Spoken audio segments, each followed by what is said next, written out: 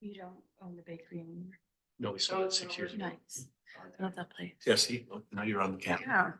Yeah. I lean in and I'm on it, but when I'm back, I'm not really on it. So if my, Glenn is talking or I'm talking, the camera will come, you might be on camera. Must be. Just see.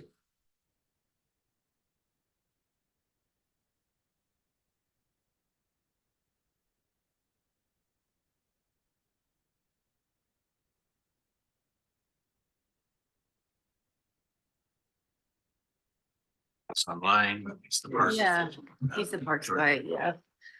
Recording secretary.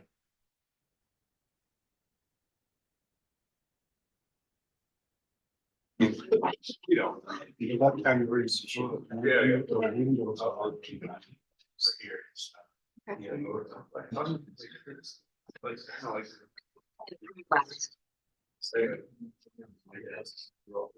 Okay, folks, I think we're going to get this meeting started. So I'm going to call to order the Waterfront Stewardship Committee meeting of Thursday, April 25th, 2024. It's 2:00.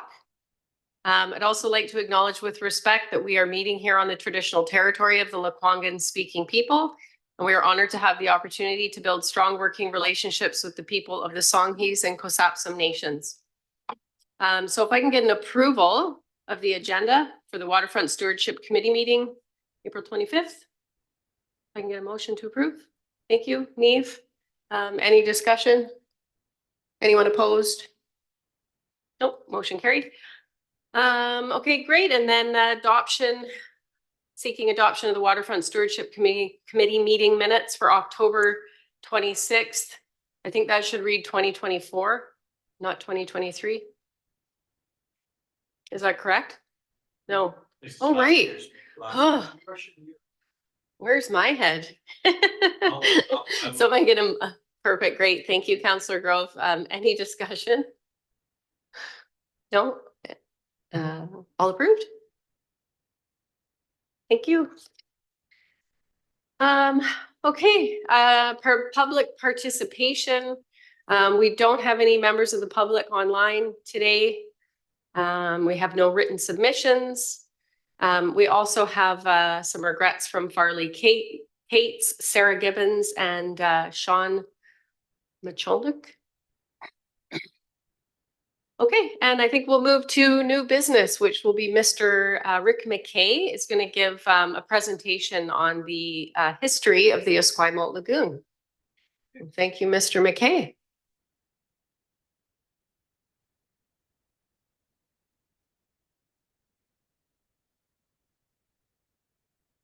Now, I assume we might have some questions pop up during your presentation, Mr. McKay. So members of the committee, if you have any questions, just feel free to ask away.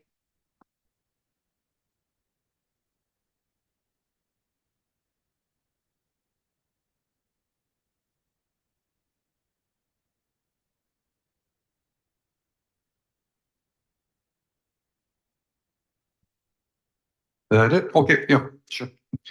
Okay, it's an honor to put this presentation on and from a historical perspective. Glenn and I have been kind of piecing this together for, oh gosh, nigh on 10, 12 years, bit by bit by bit. And when we come across information, add it in, put some more documentation. And so I cobbled it all together and we'd like to share it with people. So just to give you a historical presentation of what went on in the lagoon. Okay, in the beginning, we're going to go back 18,000 years ago to the genesis of what we know as the Esquimalt Lagoon and the Cobourg Peninsula and Royal Bay. At that time, you had the continental glaciers coming through. And if you see where Saanich Inlet is, if I could expand it, but I can't, you see where it narrows down and then the yellow, that was a delta, and it was from a glacial river that came through the continental glaciers, which in their height, or the epitome, or whatever you want to call it, they went as far as Tacoma, Washington, and then 18,000 years ago, bang, like that, it started. There was a complete change in the environment and it started melting, and it melted. So consequently, the Saanich Peninsula, or the, I should say the Saanich Arm, was like a gorge. And it produced all this strata that came through, and it was this huge delta, which was this gravel bed that the mouth of it was what we know as where Royal Bay and Esquimalt Lagoon. Now, there's two parts to this. The gravel deposit, and up until that time, the sea level was 200 to 400 feet lower than it is now. And when it started receding, the river, or the gorge, or the river, I should say, or the delta, it kept on flowing, and the glacier started receding. So where the lagoon was, you picture that lagoon, and there was a gigantic piece of the glacier that broke off from the main part and just sat there, and it rested on there and made a depression. Those depressions in geological terms are called kettles. And the sheer weight of that pushed down, and the leading edge, as things started melting, it was what created a barrier. And it was originally a barrier, and it was open at both ends. But in 1860, it was closed off, and then it became a barrier. It was a barrier island, then it became a barrier reef. And so consequently, over the time, that ice melted, it made a depression, and what we have now is the lagoon itself.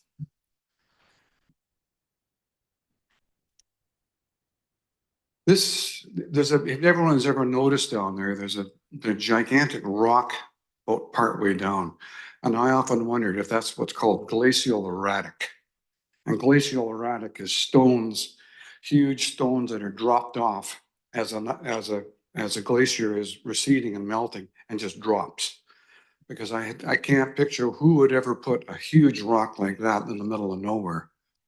Anyway, that's just a piece of information.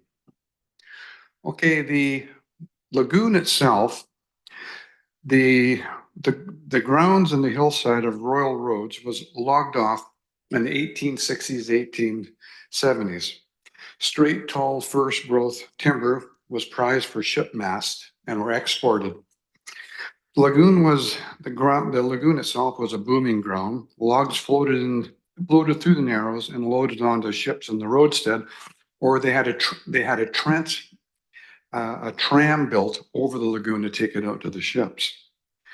Today's forest is second growth, with a number of first growth left behind.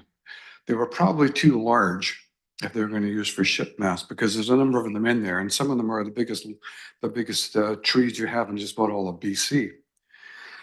The First Nations lived around there, as you can see, and there's middens and what have you, but they lived there. And in the 1860s onward, or 1850s actually, there's been different, there's been a sawmill, there's been a tannery that were in Colwood Creek that went into the lagoon. Over time, there was 3 estates, major estates, that were built around the lagoon. That was the Pendry Estate, Hatley Castle, and Delora, which is part of the Dunsmuir clan.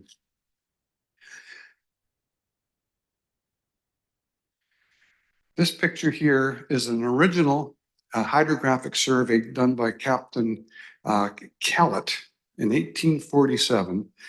And his whole purpose in life at the time was to find a suitable anchorage for the Royal Navy.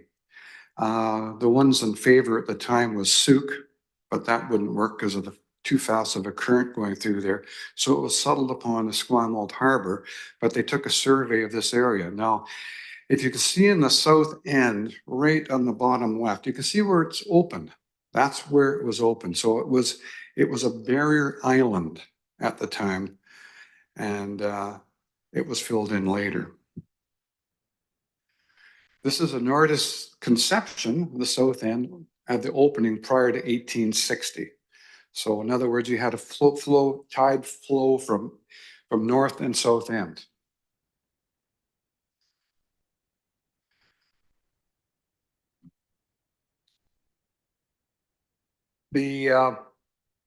Just one sec. This was the musketry hut. The Royal Navy had they had a rifle range down there, built around with the Royal Navy in 1860. The south end of the peninsula, which we just showed, was filled in to allow transport of brown clay for a rifle berm, which was probably about 2,000 cubic yards to build this berm. And I'll explain something on it later. The shooting distances for the rifle, which I'll show you later, was 200, 500, and 600 yards. Kind of interesting stories around that picture of that musketry hut. On March 11, 1874, there was a bold desertion, as the British Times columnist said. A steam cutter belonging to the HMS Meridian, and 8 men, a coxswain and an officer, were sent over to inspect the museum, the musketry hut. The officer and the coxswain were locked in, and the 8 other members steamed to Port Angeles. In other words, they deserted. And they sent a big search look for them. They never found them. They were gone. They were over in Port Angeles, never to come back again. 1895, the musketry range was closed because of people starting to live in this area, especially the south end. There were some people, early pioneers there, and were concerned about someone getting shot. And you can see that by looking at that, this is another picture of it. There was no sand. It was all cobblestone. That's generally the cobblestone that was left from the glacial moraine. So that there was very, very little sand, if anything. Now, this picture here is Clover Point. And I can't zero in on it, but if you look in that yellow circle, you'll see a smaller rise. That's called the target layers berm, and they hide behind it, and you can see the targets above it. The target layers berm is about 10 yards high, 10 feet high, and the target berm itself is about 20, and it's made of brown clay. And the reason why they use brown clay is it doesn't ricochet. So consequently, that's the idea of what it looked like down in the lagoon. I don't have any pictures of it, but they're probably somewhere, but I can't find them yet. It would just show you how substantial this rifle berm was.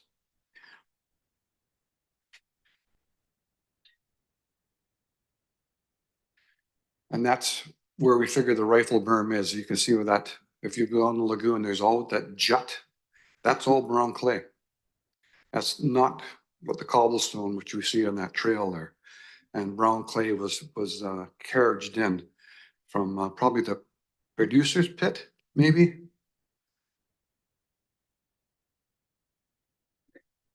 Do I need the button?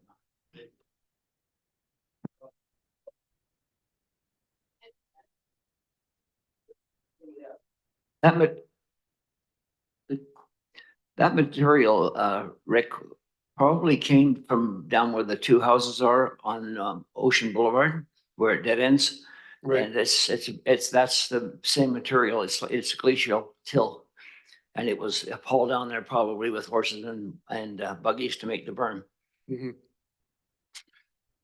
Okay, so that's what they did when it's finally closed down. They just pushed it off to one side. They weren't concerned about the environment back then, because I can assure you there's lots of lead there. Now, that's the rifle they used. That was the assault rifle of the day, the Martini Henry.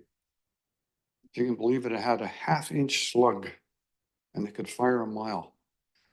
So a lot of damage done by something like that. And those are the bullets that were recovered from the area I just showed you. There's lots in there. Okay, going on. There, and April 1st, 1883, there was a major southeast storm, which was unusual for that time of the year. It was a heck of a storm. So much so that the four sailing vessels, barks, or whatever you want to call them, they were grounded. And that was the Gettysburg, the Connaught, the Southern Chief, and Tiger. They probably dragged their anchor and went ashore. You'll notice that there's cobblestone. There's very few logs, if any. And that was, I don't know which one that was. It's probably the Tiger, I guess. And that's some pictures of the other ones. And then we go on to the first bridge, if you want to call it, would be a footbridge. In the 1890s, that would probably be in possibly the Royal Engineers that built that.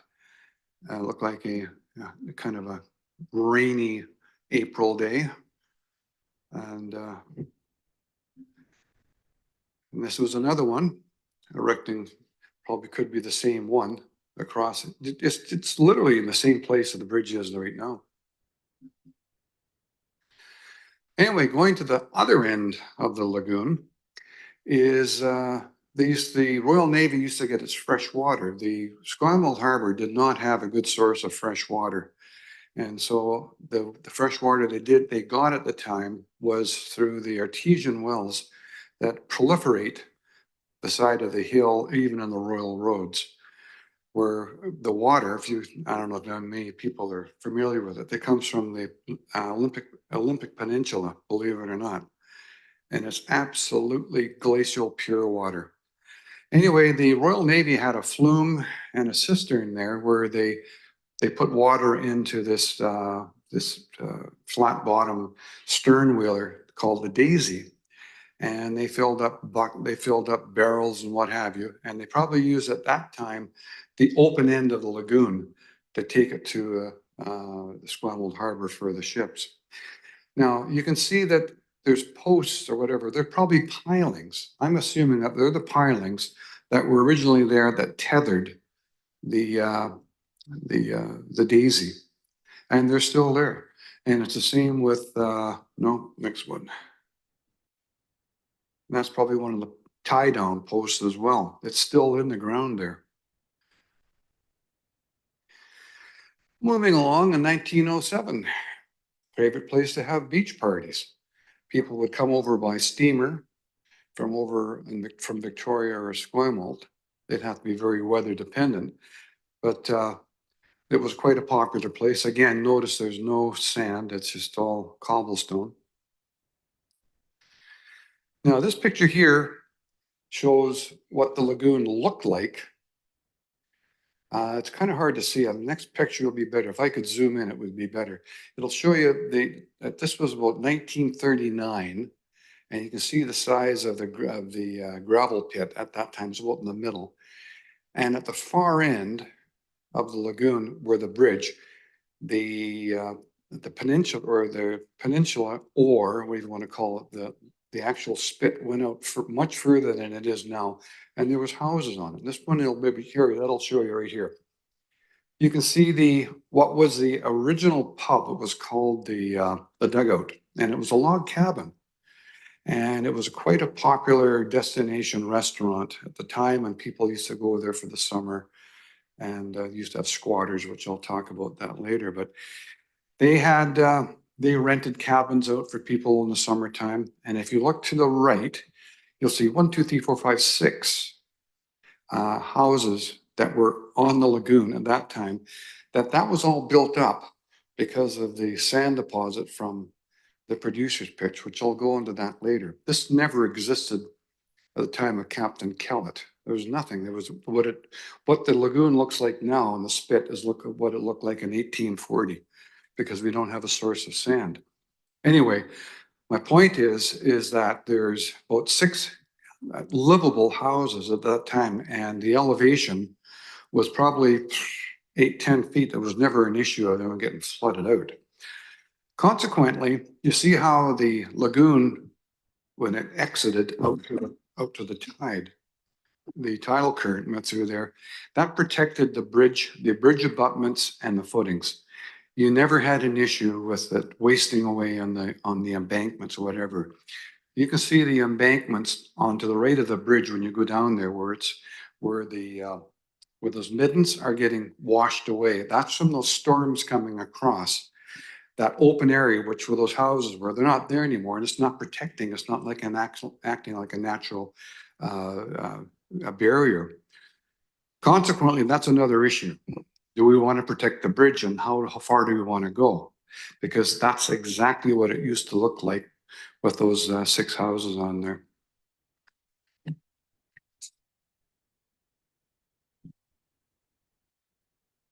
And that's what it looked like.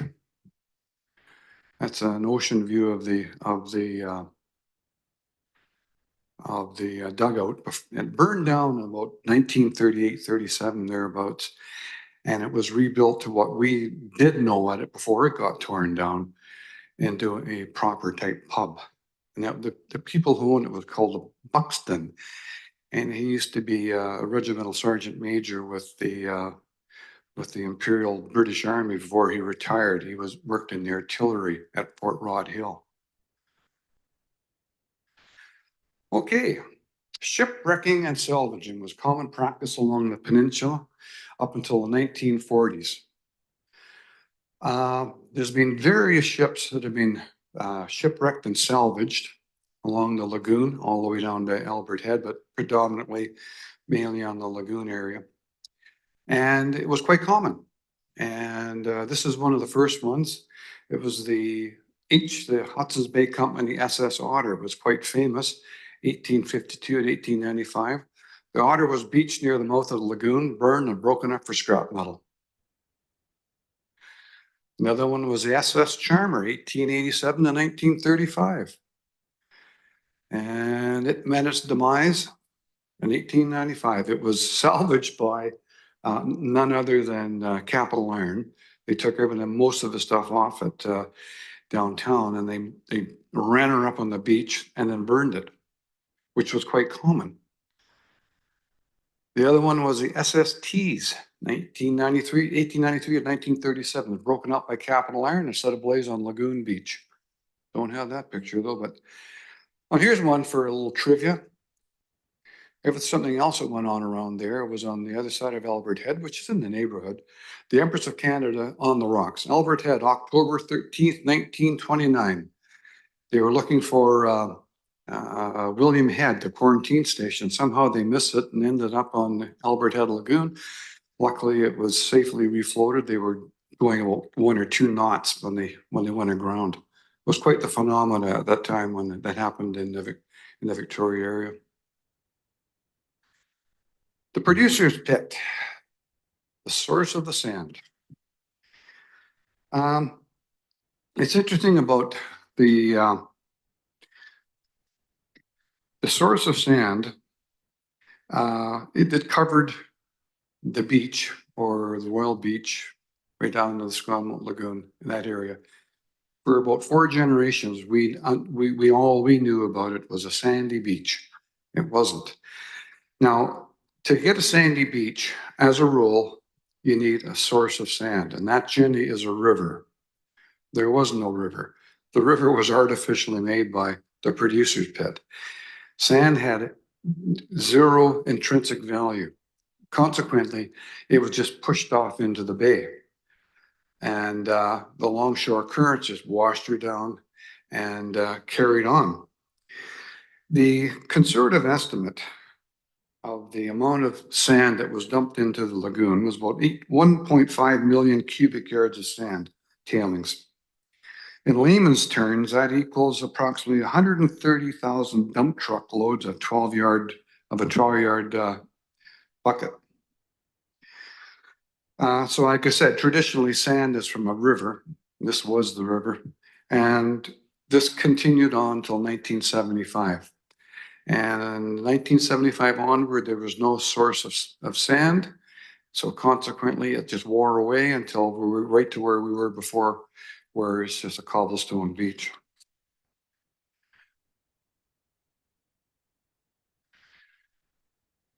Okay, December the 12th, 1931, the Esquimalt Lagoon, Victoria Harbor, and Shoal Harbor were designated as migratory bird sanctuaries, which we have now.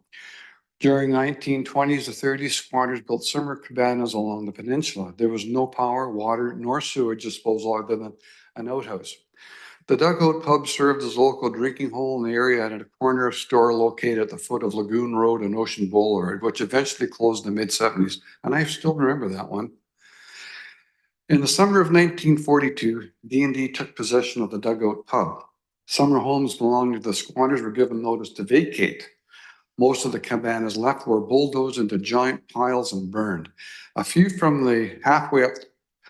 were relocated. 2 are halfway up the Milburn Road on the left, and another was a guardhouse located on the north side of the bridge where we lived from 52 to 1953. It was eventually removed due to vandalism and arson in the mid-50s. Shortly after the removal of the summer homes, the D&D fortified the beach with stacked first growth timber piled end to end, which were 3 and 4 feet in diameter, formed in a triangular pyramid. Well, I'm going to say about 10, 12 feet high from the south end past Milburn Road. In the 1950s, the logs were stacked on massive piles that were the length of Lagoon and burned. The fire was so bright at night that the officials at Port Angeles contacted Victoria authorities concerned that Victoria was burning down. You can imagine what that looked like across the straits. From 1942 until mid-1950s, the lagoon was out of bounds for the general public, which was reinforced with locked checkpoints at the foot of Lagoon Road and the north end of the bridge. During this time, the Canadian Army used the lagoon as a training facility for armored personnel carriers. At that time, the Bren gun carriers and an all-wheel trucks, etc., with aforementioned vehicles traversing the entire lagoon, both on and off the road. Wheel tracks are still visible on the lagoon side. The Royal Canadian Air Force performed practice bombing runs over the lagoon, dropping flowers of sacks as bombs. 2 Bailey bridges were erected by the military exercise by the Canadian Army engineers. A short one near the south end where the proposed Hope Bridge was to be installed, and a larger one traversing the lagoon from the middle of the peninsula over to Royal Roads. A practice anti-submarine mortar was installed near the cairn of the north end. Naval personnel practiced shooting dummy mortars out into the bay. Ocean Boulevard at the time was a gravel road, and dust retention was accomplished by spraying the surface with bunker sea oil salvage from the bilges of Royal Canadian Navy ships at Esquimalt Harbor. In and around the mid-1970s or thereabouts, D&D Belmont housing sewage line located in the middle of the north end of the lagoon ruptured, following the lagoon until the repairs are made many days later. You can imagine what that looked like. Hydroplane races were held in the lagoon for a number of years during the 1960s. That was a real hoot, I tell you. There's ducks flying and geese in all directions. This is a picture of John Stubbs and the lagoon early 1950s. Now, picture to the right of the dugout.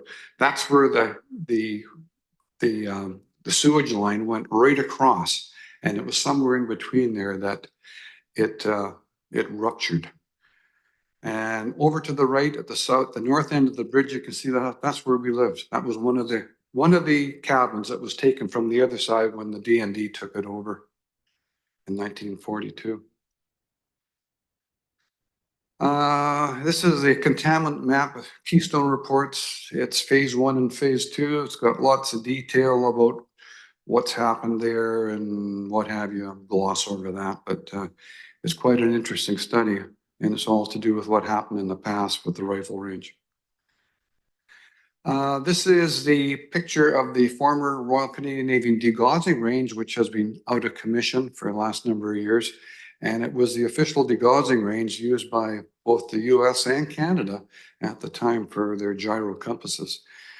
And the cables go out to the range, where you can see that rectangular, and it all connected back to the old pub and what looked like the outhouse at the south end. That's where it used to be there. And that, like I say, it looked like an outhouse. It was part of the degaussing range of the instruments. I used to be in there when I was a kid when my uncle used to check it. Anyway, the cables are still there. They're on the back side or the inside of the lagoon. There's 5 cables that run from the south end of the bridge right down to Milburn. Or thereabouts, or they run across, if you dug up underneath the road, you'd find them going to where the hut used to be. Where did the logs come from? Interesting story.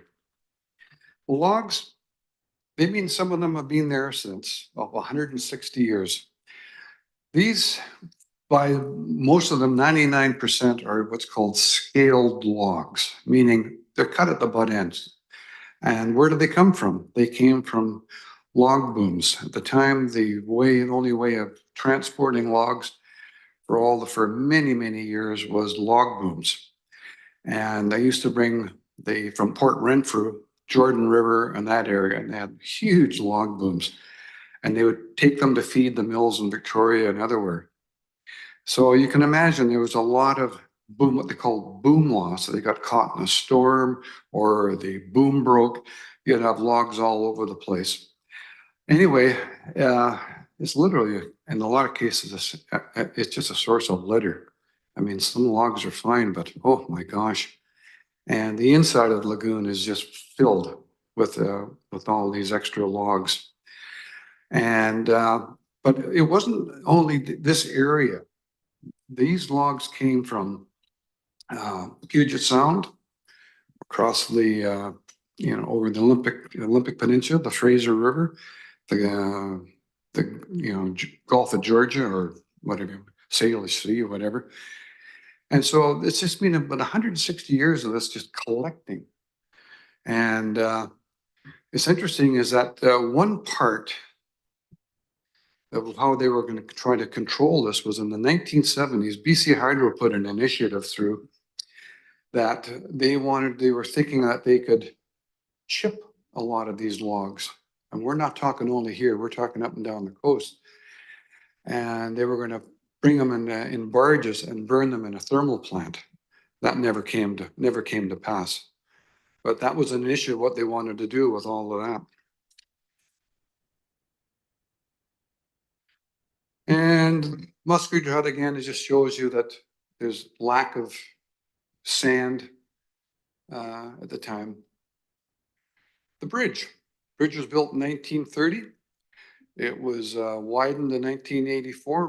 Probably was rebuilt, and the superstructure was rebuilt in 1984. And no, it's 1968. I stand corrected. And it was widened in 1984, and 2004 the redeck was repaired. The bridge, without getting a technical detail, is supported by 90 piles. They are original. There's only 2 or 3 that have been suspect with any kind of issues. And it stands today because it's wide open. It's got a natural drying area because of the wind blowing through it. It defies logic because it's dried. And as far as all you got to do is, from my perspective, is just maintain it, and it should be good. That's it. And now you're gonna hand out everybody's test, right? Everybody gets a test on this. Give me some hard questions.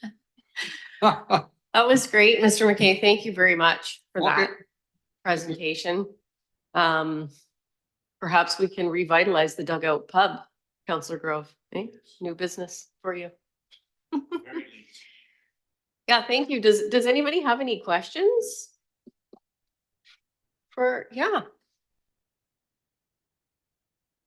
Yeah, very interesting. Thank you very much. I'm always intrigued by this idea that the south end of the peninsula was open, and that's been hinted at in a number of pieces of evidence, both in your presentation and where we've had previous consultation done, but it's never been categorically stated as this is actually what it was. It seems a bit unclear. You seem to be quite convinced it was open. Yeah, oh yeah, it is, because you can see clearly. Yeah, you can see clearly from Captain Kellett's hydrographic survey it was open. And then there's that artist concept, the artist drawing of what it was like. And so that's where it's come from. But it's, it's funny you mentioned that, because even Fort Rod Hill, I've talked to some of the historians there, and they said, yeah, I think there was a rifle range down there. I think it was open. I thought, you guys don't know? Mm. You know, and, so it was open. You can tell by that, hydrographic survey, it shows that it's being opened. And it was closed down when they started packing, brown clay over to build the rifle range, the rifle berm. Is there any, does anyone know if there's any oral history from the indigenous communities about whether or not they remember it being open and whether they have an opinion on that? No. No. It's, there's a lot of information. It's scarce. I tell you, I don't know why it's scarce. Believe me, I have turned the internet upside down looking for things. I can't seem to find certain things. I find things on my own by talking to someone else, or someone points me in a direction, and then I can make an assessment. Like the business with the rifle berm, Fort Rod Hill. I mean, they knew nothing. They said, well, I think there was one down there, but no one ever looked into it. Nobody. And it was our group that we took it upon ourselves and started doing research, and ended up going to the Esquimalt. They got a historical museum there or something like that. And I hit the mother lode there, I tell you, because the guy came up with these drawings that actually showed where the musketry range was, along with the musketry hut. And then you put two and two together, because the one thing that always baffled me was, why is that bulge of brown clay down there? And there's been all these hypotheses over the years that it was a tsunami that created that. Not a hope. Brown clay just didn't appear out of nowhere. And so we went further and we started actually digging in the brown clay, and guess what we found? Bullets. And there it was. So the only way, but that's still not answering your question, was it open? Well, I'm convinced it was open.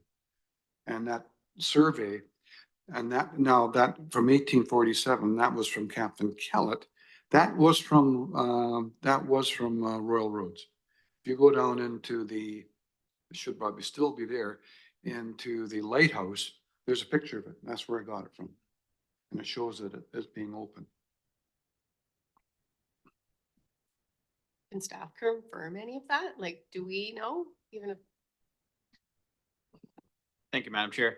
Yes, we're aware of two pieces of historical literature in the form of the hydrographic survey that was mentioned, and also another map that was a result of it was a survey for artillery ranging. They both show Cobourg Island as opposed to Cobourg Peninsula. And also just add to the painting that Mr. McKay brought forward, showing what looks like the lagoon before it was closed off. And that was actually painted by Samuel McClure, the architect of the Hatley Castle. So I suspect that maybe he was on a lunch break and decided to paint that. And it seems to show that opening as well.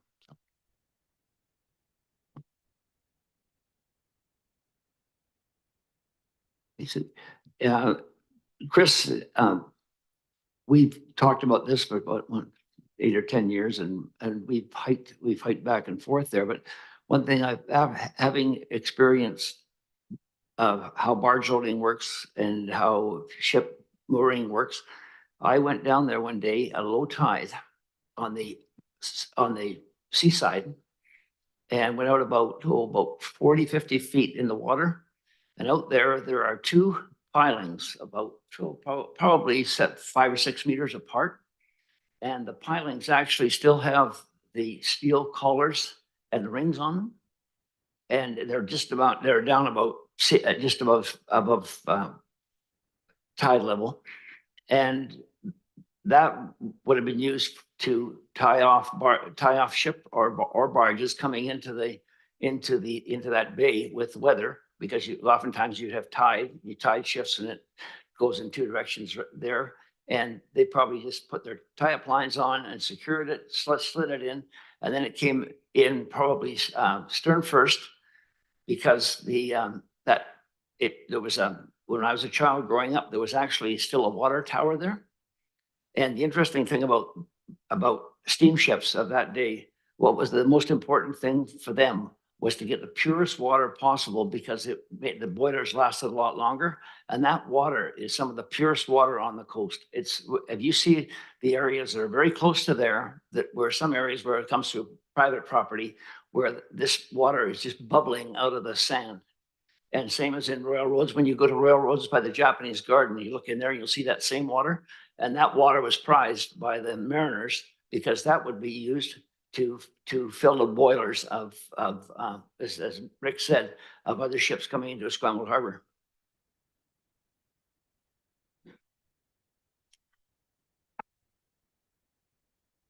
Okay, if there are not any more comments or questions for Mr. McKay, I'd like to move forward. We have a presentation or a verbal report from Mr. Bourhill, Director of Community Planning, just to review our community and partner engagement on the draft waterfront stewardship plan. Thank you, Madam Chair. So following Council's July 2023 direction to seek feedback on the revised draft 2023 Waterfront Stewardship Plan, including direct engagement with Songhees and Cossapsa Nation, we made presentations to Cossapsa and Songhees Nation Chief and Council in August and November 2023 respectively, and also engaged with several other groups as well as the general public through our survey that's currently hosted on the Let's Talk Colwood website. Staff have also referred the draft plan to the Wasanich Leadership Council and several other South Island First Nations to offer consultation opportunities ahead of the receipt of the referral from the archaeology branch in association with the archaeological permitting that the city has applied for to advance preliminary site work. Through discussions with the Songhees Nation and representatives of Parks Canada, the city has agreed to provide the Songhees Nation up to $10,000 of in-kind support through the Waterfront Stewardship Implementation Project to investigate potential actions to mitigate impacts of erosion to archaeological sites. We will provide additional updates on this work when appropriate through upcoming project reporting to come in collaboration with the city's project consultants with Associated Engineering, as well as the Songhees Nation and Parks Canada. As a bit of project housekeeping, staff note that we became aware of a versioning error that occurred when the publishing of the July 23 version of the Waterfront Stewardship Plan online. This led to several relatively minor errors being corrected and now in what was now posted online last month. The most significant being references to Pit House Park being replaced with Lagoon West Park based on previous requests of the Songhees Nation. Staff will ensure that Songhees Nation and other interested parties have ample opportunity to comment on these corrections. Lastly, staff hope to be in a position to bring back the results of the public engagement and stakeholder and partner conversations back to council before the end of the second quarter of this year with options to finalize the draft plan. Happy to answer any questions that the committee may have. Thank you.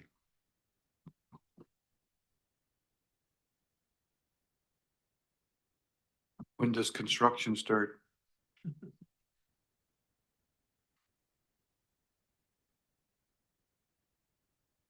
That is a tough question right now. We're in early stages, preliminary still for sure. I wouldn't want to commit to anything right now. I would say that we are hopeful we can start construction sometime in 2025.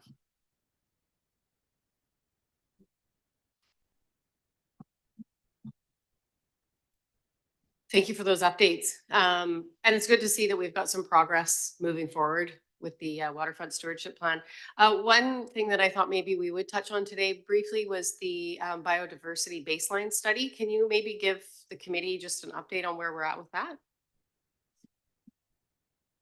Certainly. Thank you, Madam Chair. We have not started that project beyond some preliminary project design. That is a project that we're hoping to commence this year. It likely will be not finished until 2025. just looking at what's in front of us relative to the provincial planning legislation and other priority projects that council have directed us to undertake, we're looking like it's going to be something that spans both 24 and 25. We will be updating the committee once we've procured consulting services. Our expectation is that we'll be drawing on professionals that have both environmental, biological, and other key skills that we need to draw on to have a comprehensive review of not only the baseline biodiversity of Colwood, but also, as was requested by our Environment Committee and the Waterfront Stewardship Committee, a human impact assessment of the Esquimalt Lagoon.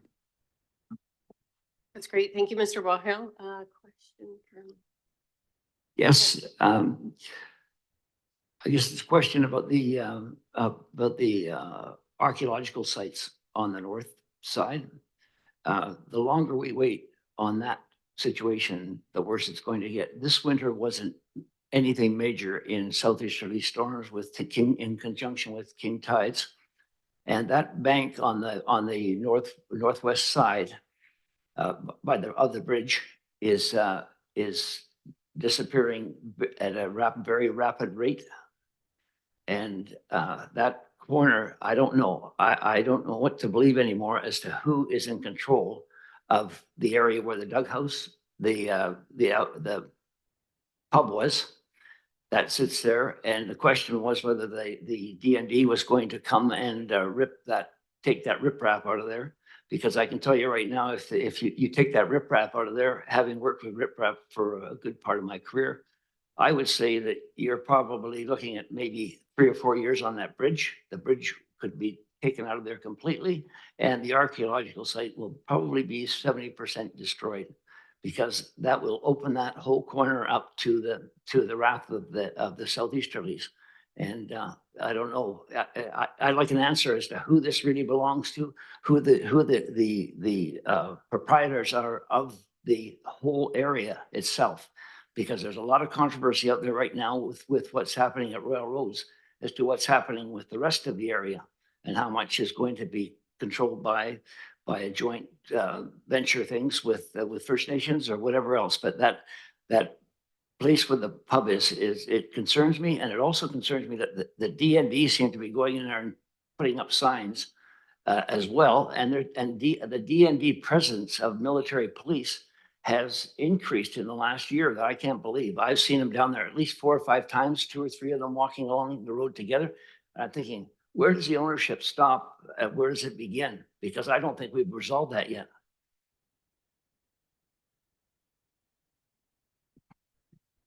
Through the chair, I'll maybe just start with the addressing the question relative to the fenced off area. Maybe that's I heard several questions there, but so that land where the pub used to sit is currently owned by Department of National Defense. We have just recently contacted them with respect to our request that the fencing and be removed and the riprap be assessed in some form or other. We have included that site within the study area, included in the technical study, as well as the planning work for the Waterfront Stewardship plan. The intention being, as you pointed out, we look at how the performance of that riprap could be improved, as well as improving public access to that part of the peninsula.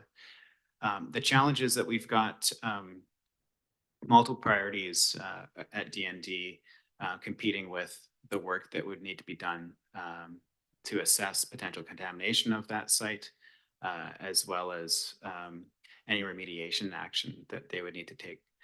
So we are in conversation with them about that. We've voiced the city's interests, and as I said, we're waiting for them to provide a response. Anything else? I know there's several questions there.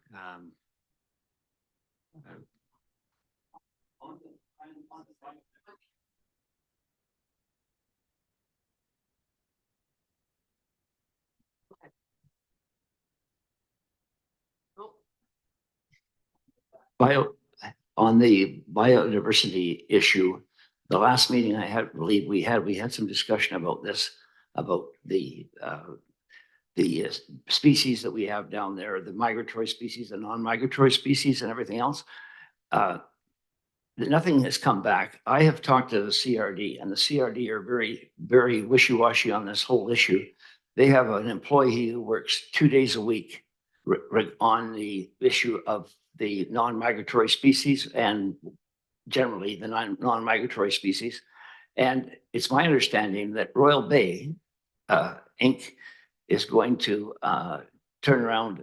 Sorry, I think they've changed their name, but they have definitely approached the feds, the federal government, on pretty severe method or program of removing the non-native Canada geese from the south end. Are we going to be lockstep with them, or are we just going to sit with the status quo and wind up with the same population of pests that exist on that south end right now?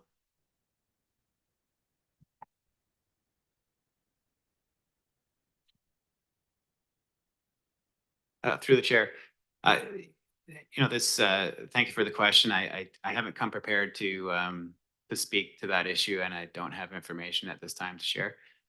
If it was the committee's recommendation to council, staff could certainly look into that. However, as this wasn't on the agenda, I wasn't necessarily prepared to speak to this.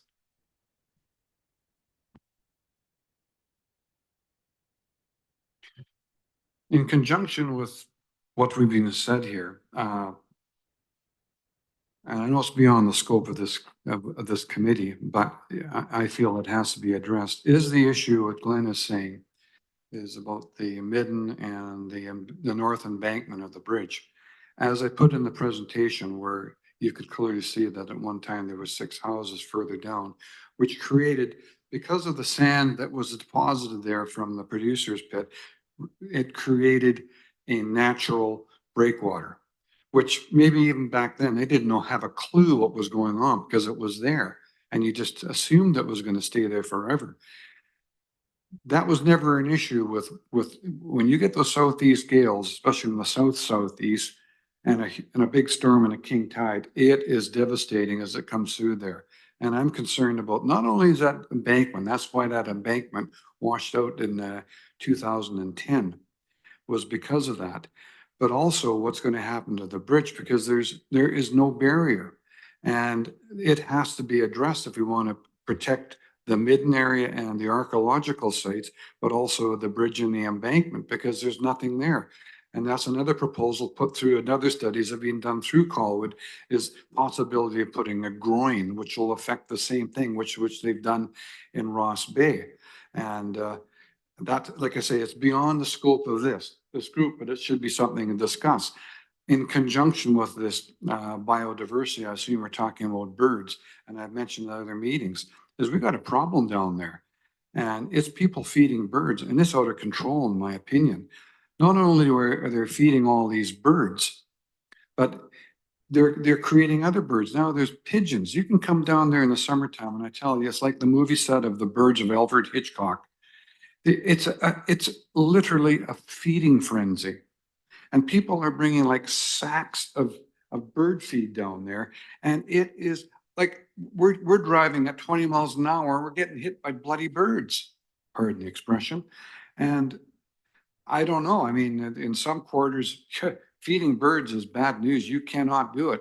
And this is, to me, is out of control. That used to be like a grassy knoll. Now it's just mud. And you got all these birds sitting there waiting. And as soon as the warmer weather comes along, they congregate to the point now we got like literally hundreds of pigeons in that area. Pigeons were never down there. Never.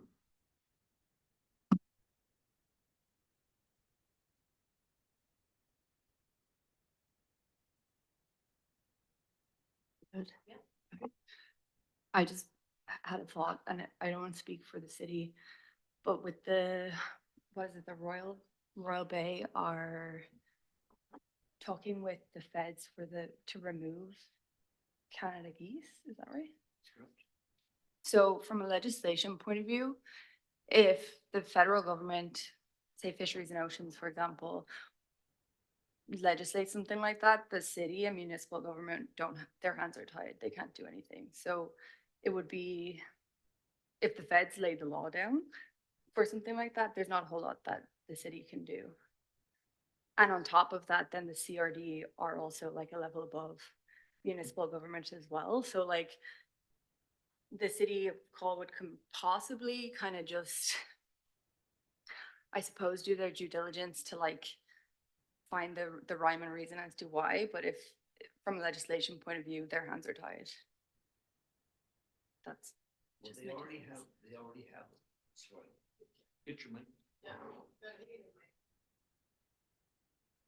The feds, the Royal Bay already has permission to addle. They are addling as we speak. And that's a permit, these are non-migratory birds. You've got to define between the two. A Canada goose that flies in here, leaves here, comes back as a flyway, is non-migratory. These birds are they're migratory. These birds that are here, and we have this huge problem with, and Saanich is dealing with this, they have a license to shoot. They're open season on Mitchell Farms. There's 2 farms up in the up island in the Cowichan Valley that shoot up to 1,500 of those geese a year. They have to contract them to bring them in. And that is a decision that's made, I believe, by the federal government. Is that correct? Or because they are non-migratory species.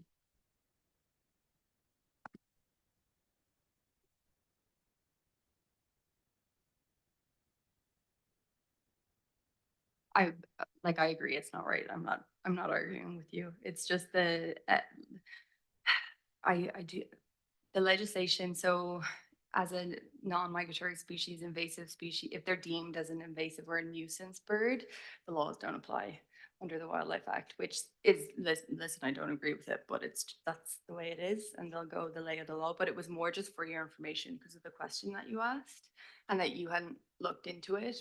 That's just the way the legislation is. There's not a whole lot that the municipality can do, which sucks in itself, but it's just, that's the way our system works.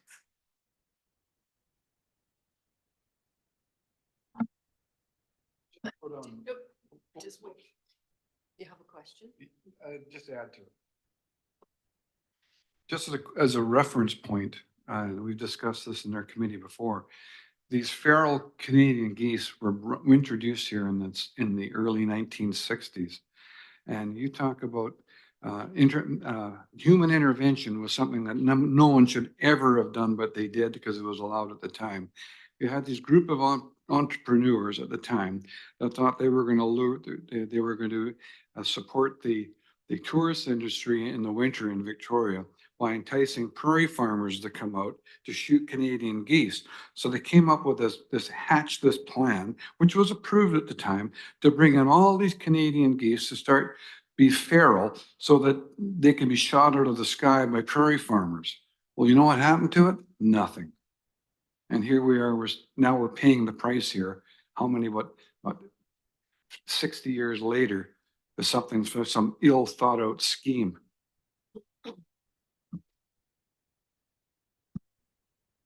Oh, first time speaker, Councillor Grove, please. Thank you very much. We can blame the prairie farmers for their bad shot. I'm just wondering if the context of this committee, if there's room for a motion for a recommendation to council that might end up there, and who knows, to dig into some of these questions, because otherwise we're here discussing our frustrations, and perhaps we could dig a little deeper. I don't know if anyone has an opinion on that. I don't know that I'm ready to make a motion, but I think someone from the committee might, other than myself, but otherwise, because in the terms of reference, we are supposed to be keeping our eye on mitigation of risks associated with coastal flooding. So I heard that. That's a storm related item.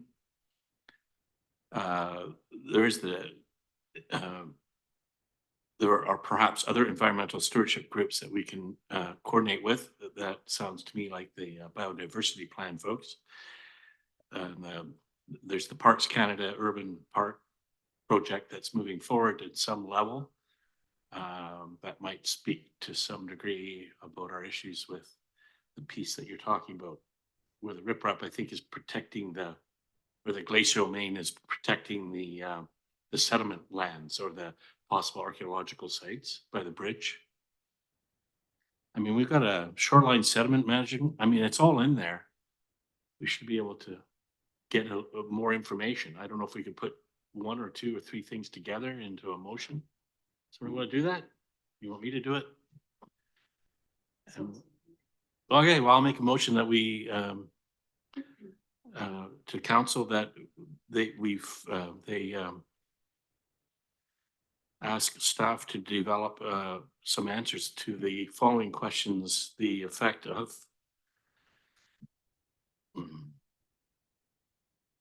how do you say that? How do you answer these questions here? Yeah,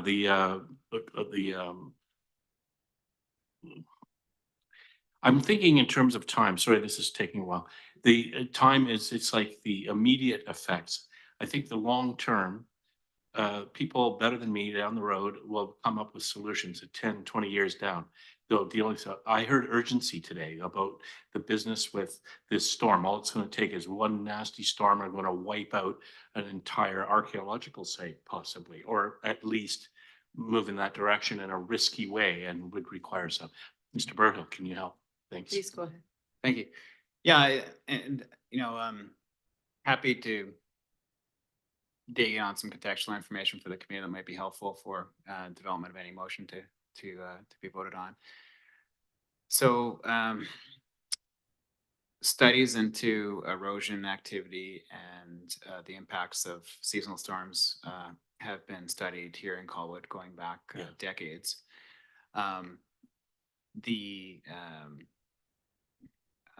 body of work that was represented by about, I want to say at least 24 of those studies was put together in a summary that was provided through a workshop to, I believe it was either this committee or its predecessor committee, the Waterfront Coastal Processes Committee. That workshop was in 2 parts, hosted by Associated Engineering. That then led to some recommendations from this committee to develop better understanding of the erosion and long-term impacts of sea level rise and storm activity along our coastline. Council then took that recommendation and moved forward with the technical study that was prepared by Associated Engineering that was then presented back in 2023. It talked about different options to look at both the protection of the shoreline, including the many archaeological sites that exist there. And one of the options was to look at the actual coastal geomorphological function of the littoral current and the impacts on long-term erosion. And the cost estimate of that, we're talking several $100,000 in additional studies. Another option was to look at how we could work with the existing coastline and add material that would protect it through the creation of what we're calling coastal remediation, or sorry, coastal dune restoration areas. So that would be an attempt to limit whitewater flooding and what they call wave overtopping. That's been then designed into the Waterfront Stewardship Plan. It doesn't answer all of that approach is one that is working with nature-based solutions and the current shoreline without necessarily getting into more costly interventions such as the creation of groins and other such features. But it does work within the cost, the budgeting that we feel is feasible through what the municipality can bring to bear and what we've achieved through our grants that we've received from the federal government. So I don't know if that helps at all, but there is a lot of previous work that would have bearing on some of the questions that were raised today. Thank you, Chair Wilson, if I may, through to Mr. Bourhill, thank you for that answer. And I think that, I'm more than happy to withdraw my half-baked attempt at a motion because I know there's a lot of information out there. I'm trying to find in my mind somehow a way of communicating the notion that I think we all want things to move forward in some manner that's not just sit back and wait for it to come apart. The problem with the birds is an issue. We've dealt with that at council some months ago.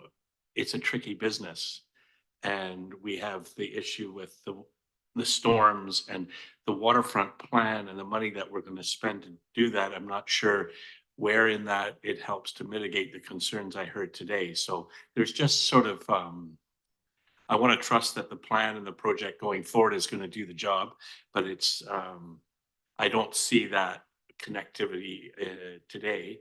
However, I know the plan is moving forward and there's a fairly decent budget assigned to it. So I guess I'm just looking for some reassurance that in the short term, meaning probably 5 years or less, something positive's going. One question I might just add actually is, do you have the sense with the Indigenous peoples and treaty plans, is there an effect on that piece of land, the one by the bridge on the seaward side? I know that the land that they're discussing comes through the D&D lands and into the Royal Roads lands, but across this side, the seaward side of the bridge, where there is some archaeological sites indicated from the map that Rick showed us. Madam Chair, to Councilor Groh's question, yeah, that area in question is primarily the currently within the Fort Rod Hill and Fiskar Lighthouse National Historic Site, so owned by Parks Canada. Of course, it is part of the unceded territories of the Algonquin people. It's not currently designated publicly as part of the treaty settlement lands, those being what's now Colwood, made up by the Halley Park lands. Those have been stated to be part of it. And I just add, if it could be potentially helpful with respect to your previous question, we could certainly, at the committee's request, bring our technical experts on these. You could tell I was struggling a little bit to find the right words to describe the previous studies. We could certainly bring in our consultants that the city have engaged through Associate Engineering, who are experts in that area, and talk about the work done to date and any potential opportunities for the city to continue better understanding the coastal processes. Yeah, okay. Well, thank you for that. Don't have anything further to say at this point, but I would like to, because that motion is not clear in my mind, I'll just withdraw that effort for now. Give Amanda a break.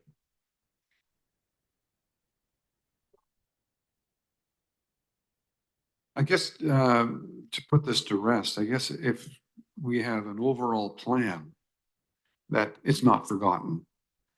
For instance, like what are we going to do about the bridge abutments? What are we going to do about protecting the bridge, putting a groin? There's been numerous studies, and I've read every one of them going back 20 years, that the information is there. And I just, because we are the Waterfront Committee, and this should be under our portfolio, we're talking about the whole waterfront, and that's part of the waterfront. Now, I know it's not part of what the construction that's going on right now, but I think it should be a part of the big picture, that it should not be forgotten. That should be one of the matrix, part of the matrix of what constitutes the stewardship of the lagoon or the peninsula for its ultimate protection. And they're telling you there's all sorts of studies in there that be done in the past which could address it. And Glenn can talk about ad nauseum with Ross Bay, what they did down there, because they had a major lake erosion problem, which we're starting to take some of the graves out in southeast Gales. Doesn't happen anymore.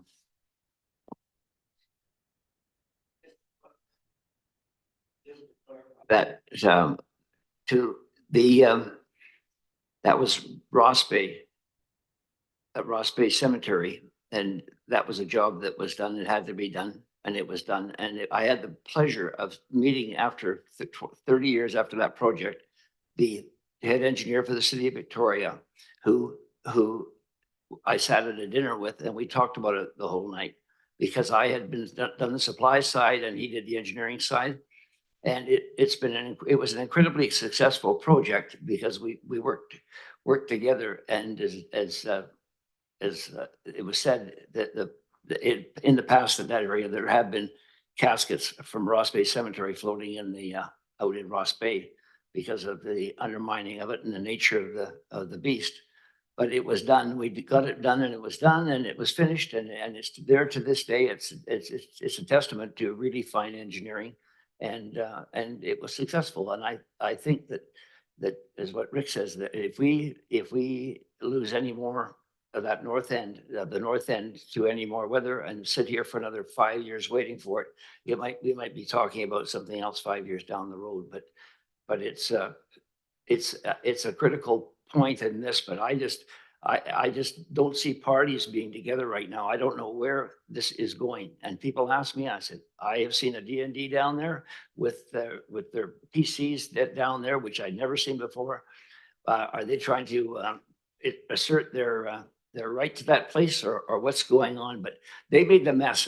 I'll tell you right now that the DND, Department of National Defense, are probably one of the biggest polluters on the coast of British Columbia. If you want to see pollution, just go into Esquimalt Harbor. I can tell you stories there that would absolutely curl your hair about 13 dead deer laying in a sewage lagoon in over by D Jetty because they dredged about 500 tons off the bottom right by the graving dock and put it in there. And the next day there was 13 dead deer. That's how toxic this stuff is that's there. And I've seen this stuff firsthand. And it was burning, actually coming off the bottom of the ocean in 70 feet of water. They were clamming up onto a barge. The fellows that were working on the barge were getting the splashes. It was burning their faces. And that's been on the bottom there for 70, 80 years. So anyway, so it's a lot of what they do is not pretty. And what they did put that riprap down there. When they put that riprap down there was no study done. They don't do studies. They just put a riprap wall along from the pub. Don't think it's going to change the tidal movement. Then on the other hand, in the 1960s, they blocked off the estuary, the passage that went from the Fishguard Light to the shore. That was blocked off. The feds did that. They didn't realize it was going to change the course of the water or anything else. They just go ahead and they do it. And the septic tank that's still sitting there, that's theirs. That was their total mess. There was zero treatment in that plant. That stuff, Rick's absolutely right. That plant puked raw sewage into that lagoon for months and months and months until it was finally fixed. So do I have much faith in the DND? Absolutely not.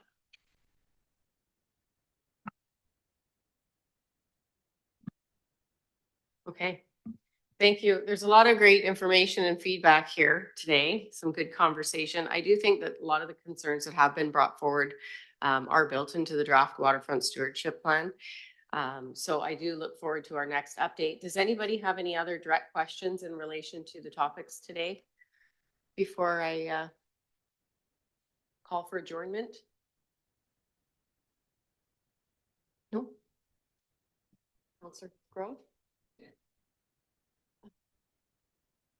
Just thank Rick for your report, and Iain for yours, and the chance to air some of this information, because there's a lot of passion about this waterfront, and it's a jewel that needs to be protected. And I think that sometimes we see, and I've not been here as many decades, but I've been here for 3 of them, and I've seen some changes too. So I hope that we can work toward resolving or answering some of these questions, that as we go forward and deal with the public, and also as committee members, that we can have with them encouraging answers, and the strength of the stewardship plan hopefully will help guide us or lead us into that better end. I don't like seeing pigeons down there any more than anybody else. And people feeding, and the signs obviously don't do the job. Maybe we can get those D&D officers to stop, get people to stop feeding the birds, put them to use. But anyway, thank you all very much for the ideas and so on. I'm not sure what I had in mind there with this idea of emotion. I just, I have this, it's just a vague kind of uncertainty about where that all sits. And I think that's really just because of the nature of the beast in a way, but we should keep plowing forward for sure. Thank you very much though for all of your efforts and from my perspective.